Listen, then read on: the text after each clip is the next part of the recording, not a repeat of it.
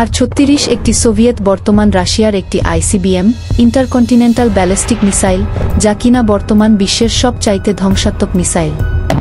এর প্রস্তুতকারক ছিল সোভিয়েত ইউনিয়নের সোভিয়েত শিল্প উপাধি।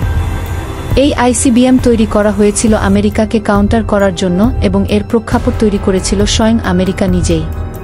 কোল্ড ওয়ারের সময় আমেরিকা একের পর এক লং রেঞ্জের বোমারু বিমান তৈরি করে যেগুলোর সোভিয়েত এলাকাগুলোতে পারমাণবিক হামলা চালানোর ক্ষমতা ছিল। এতে সোভিয়েতরা নিজেদের নিরাপত্তা নিশ্চিত প্লাস আমেরিকাকে কাউন্টার করার জন্য তৈরি করে আইসিবিএম। আর 36 মূলত একটি সাইলো বেজ আইসিবিএম। এটি একটি 20 মেগাটন অথবা 800 কিলোটনের 10টা নিউক্লিয়ার ওয়ারহেড বহন করতে পারে। উল্লেখ্য, হিরোশিমায় ব্যবহৃত বোমার ওয়ারহেড ছিল 8 কিলোটনের। এই আইসিবিএম ধ্বংস ক্ষমতার ব্যাপারে বলা হয়, আকাশচুম্বী ভবনের শহর নিউ ইয়র্ককে সমতলভূমি বানাতে এই মিসাইলের সময় লাগবে মাত্র 5 মিনিট। এই আইসিবিএমকে ন্যাটো রিপোর্টিং নেম দিয়েছে SS-18 এস্টান বা শয়তান। এই আইসিবিএম এর সুবিধা হলো এর সাইলো, সাবমেরিন এবং মোবাইল ভার্সন আছে। তবে সাইলো বেজ ভার্সনই সবচেয়ে মারাত্মক।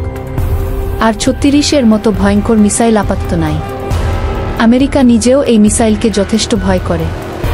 1990 পরবর্তী সময়ে আমেরিকা রাশিয়ার সাথে চুক্তি করেছিল এই মিসাইলগুলো ধ্বংসের জন্য, কিন্তু তা রাশিয়ার দুমা সংসদের নিম্নকক্ষ পাশ না হইয়া দীর্ঘদিন ঝুলেছিল। পরে পুতিন এসে তা প্রত্যাখ্যান করে এবং কমপক্ষে 154টা আর 36 আইসিবিএম অ্যাক্টিভ রাখার জন্য নির্দেশ দেয়।